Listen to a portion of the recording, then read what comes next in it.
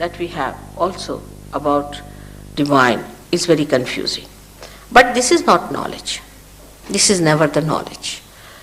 The idea of knowledge comes to us as if it is a kind of an answer to our inquiries which is rational, which we can understand intelligently through our intelligence. But now this area is beyond intelligence, beyond rationality. Beyond all that is limited is the unlimited area. All such unlimited areas can be only known by the experience of your awareness. Now this one should understand is a very delicate thing, how to know something, an experience of our awareness. Not an experience, they suddenly see a light, so it's an experience. I mean, you can always see a light. It's so great.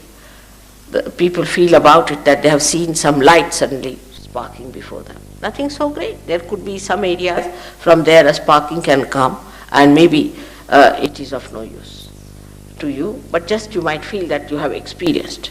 So one must know that seeing is not experiencing. For example, a dog sees this instrument. But what does he know about it? He sees it.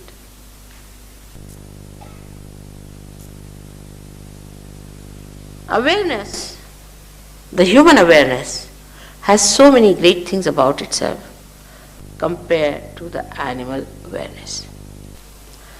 For example, we can say the awareness of beauty, animals don't have. Awareness of cleanliness, animals don't have. Human beings have these built within themselves. They can feel it. They can feel it on their central nervous system. So whatever is your awareness is to be felt on your central nervous system. It's not just an imaginary thing or an intellectual discussion. Yes, I know, I know. Not that way. The knowledge should come to you through your feelings. Like, I can feel this is hot or cold. But a stone will not feel anything. In the same way, the feeling has to come through your central nervous system. That means your awareness itself has to be charged. It has to get a new dimension. Your awareness itself has to get a new dimension. All other experiences has no meaning whatsoever in evolution, if you see. In evolutionary process, it is the awareness that improves, receives better and better dimensions.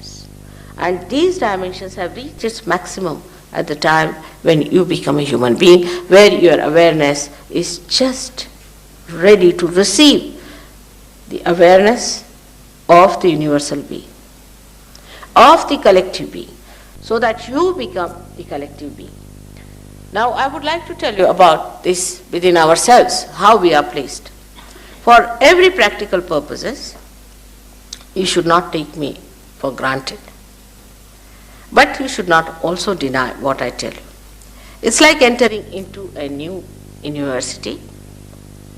We listen to the professor and we try to follow him.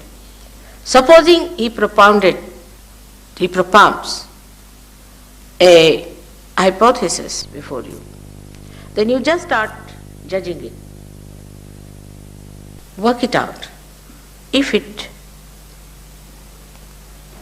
is true, then you call it a law. In the same way, we should enter into this new understanding by first seeing it, not denying it. Then if it is true, then we have to believe it. There should be no blind faith about Sahaja Yoga. Blind faith does not help at all. Neither there should be a denial. And with that cheerful attitude, if you just listen to me as a hypothesis, whatever I am telling you, you need not accept it as truth just now. But then the time has come for me to prove the truth to you. And the truth can be proved to you. Time has come to prove the existence of God. To prove. Not prove that I give you a big lecture or take you to courts or some sort of a thing like that. But how am I going to prove it? On your awareness. It is going to be absolute experience of your awareness that you are going to feel God Almighty. Time has come to prove the scriptures, all the scriptures. The time has come to prove your own connection with God, your own relationship with Him, your own relationship with that primordial being, whether you call it God or anything, it makes no difference to God Himself. Whether you call Him by any name, there is God, and that God is not the way you conceive God. It's not the way you understand God or you know God, but is the God as He is. Unless and until you yourself feel Him, you are not going to believe in Him. Even if you believe under certain circumstances, it's a belief that is blind. It has no meaning for any intelligent person, and a day will come that such a person is going to denounce that kind of a blind faith. So now within ourselves, as I said, is a built-in system